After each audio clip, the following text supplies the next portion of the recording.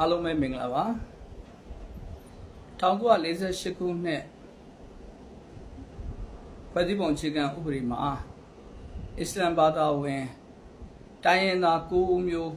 ပါဝင်ခဲ့တာကိုသိပါသလားမြန်မာနိုင်ငံရဲ့အဓိကပါလီမန်ဒီမိုကရေစီခေတ်မှာရေးဆွဲခဲ့တဲ့ဖွဲ့စည်းပုံအခြေခံဥပဒေထဲမှာအစ္စလမ်ဘာသာဝင်တိုင်းရင်းသား9မျိုးပါဝင်ရေးဆွဲခဲ့တယ်ကိုကျွန်တော်တို့သိပါသလားနော်ဗိုလ်ချုပ်အောင်ဆန်းကိုယ်တိုင်ပါဝင်ရေးဆွဲခဲ့တဲ့ဖွဲ့စည်းပုံအခြေခံဥပဒေကိုသိပါသလားကျွန်တော်တို့မြန်မာနိုင်ငံလွတ်လပ်ရေးရတဲ့အချိန်မှာရေးဆွဲခဲ့တဲ့ဖွဲ့စည်းပုံအခြေခံဥပဒေဟာကမ္ဘာမှာတရားမျှတတဲ့ဖွဲ့စည်းပုံအခြေခံဥပဒေလို့တင်စားခေါ်ဝေါ်ခြင်းခံရတဲ့ဥပဒေတိုင်းသား144မျိုးရှိတဲ့အထက်ကတိုင်းရင်းသား9မျိုးဟာအစ္စလမ်ဘာသာဝင်တွေဖြစ်တယ်နော်ကျွန်တော်မှတ်မိသလောက်ပြောရရင်ပတိပန်တေပရှုရိုဟင်ဂျာကမန်ကတဲ့3900စသည်အဖြစ်ရှိတယ်ပေါ့နော်ဆိုတော့ကျွန်တော်စာအုပ်ကိုတိတိကျကျဖတ်ပြီးတော့ပါပဲကျွန်တော်သိသိတင်ပြမယ်ဆိုတော့ကျွန်တော်အခုအကြမ်းမြင့်အဖြစ်ပြောပြမယ်မိတ်ဆွေတို့မြန်မာနိုင်ငံမှာဖွဲ့စည်းပုံအခြေခံဥပဒေထဲမှာတရားဝင်အတိအမှတ်ပြုခဲ့တဲ့တိုင်းရင်းသားအစ္စလမ်ဘာသာဝင်9မျိုးရှိတယ်ဆိုတာကိုအသင်သိပါကလားနော်ဒါကျွန်တော်တမိုင်းအမှန်ကိုကျွန်တော်ပြောတာဖြစ်တယ်ဒါဟိုးအဝေးကြီးကကိစ္စကိုပြောတာမဟုတ်ဘူးကျွန်တော်တို့မြန်မာနိုင်ငံလွတ်လပ်ရေးရပြီးကစားပါလီမန်ဒီမိုကရေစီခေတ်ကကျွန်တော်တို့အစ္စလမ်ဘာသာဝင်တိုင်းရင်းသား9မျိုးဖွဲ့စည်းပုံအခြေခံဥပဒေမှာတဲ့ကရေးဆွဲပြီးပြဋ္ဌာန်းခဲ့တယ်နော်1984ခုနှစ်မှာဦးနေဝင်းကတိုင်းသား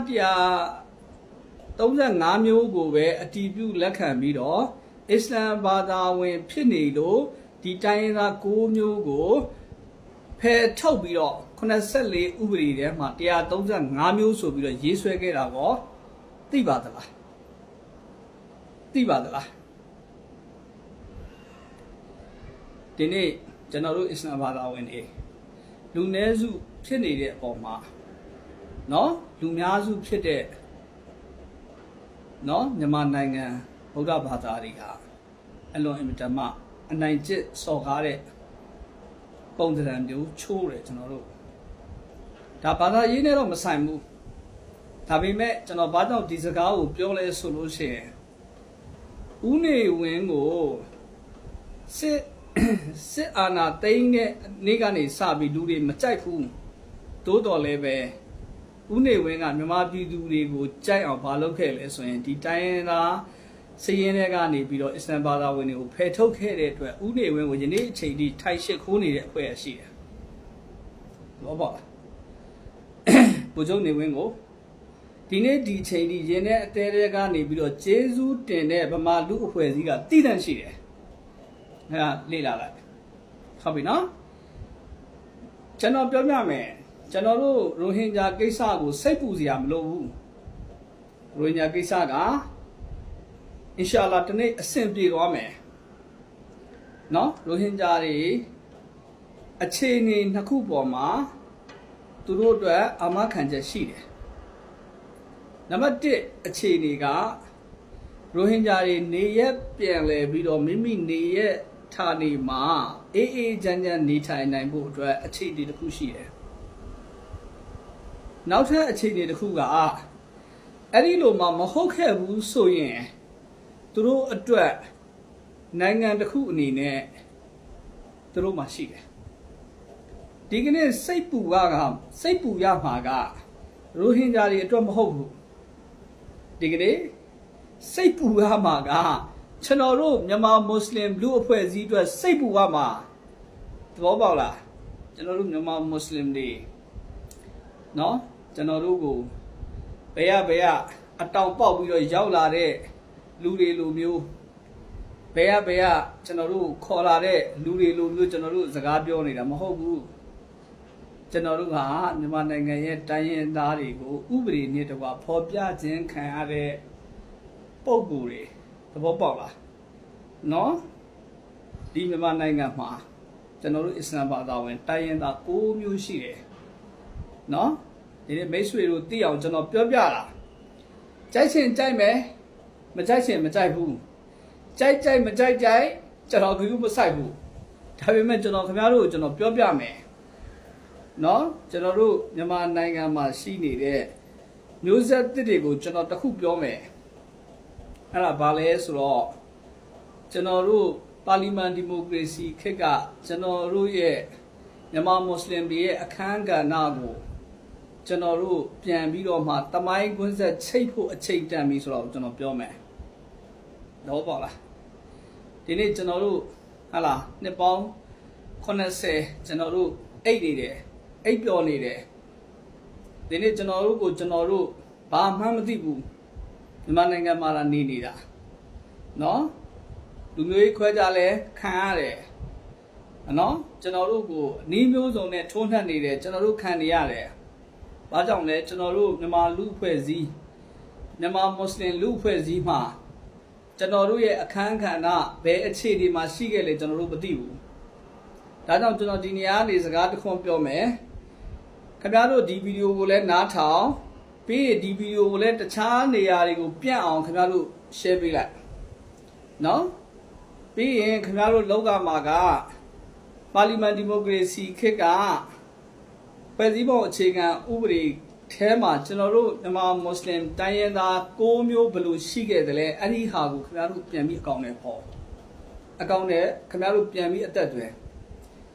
ကျွန်တော်ဒီနေရာမှာအခွင့်အရေးလာတောင်းနေတာမဟုတ်ဘူးတိုင်းရင်းသားအခွင့်အရေးလာတောင်းနေမှာမဟုတ်တောင်းစရာဘာအကြောင်းမှမရှိဘူးကျွန်တော်တို့စီမှာရှိခဲ့တဲ့အရှိတရားကိုကျွန်တော်ဒီနေရာမှာလာပြောပြတာသဘောပေါက်လားမသိဘူးခင်ဗျားတို့ဘလို့ပဲပြောနော်ကျွန်တော်တို့အရှိတရားတွေကိုပဲကျွန်တော်တို့လက်ခံတယ်နော်ဦးနေဝင်းခေတ်ကနော်ဥပဒေပြင်ခဲ့တဲ့ဥပဒေအတုကိုခင်ဗျားတို့ပဲလက်ခံကျွန်တော်တို့က84ကိုလည်းလက်မခံဘူး82ကိုလည်းကျွန်တော်တို့လက်မခံဘူးနော်2008ကိုလည်းကျွန်တော်တို့လက်မခံဘူးကျွန်တော်တို့သိတာက1948ဗိုလ်ချုပ်အောင်ဆန်းကိုယ်တိုင်ပါဝင်ရေးဆွဲခဲ့တဲ့ဖွဲ့စည်းပုံအခြေခံဥပဒေတိုင်းရင်းသားတွေအားလုံးပါဝင်ရေးဆွဲခဲ့တဲ့ဒီဥပဒေ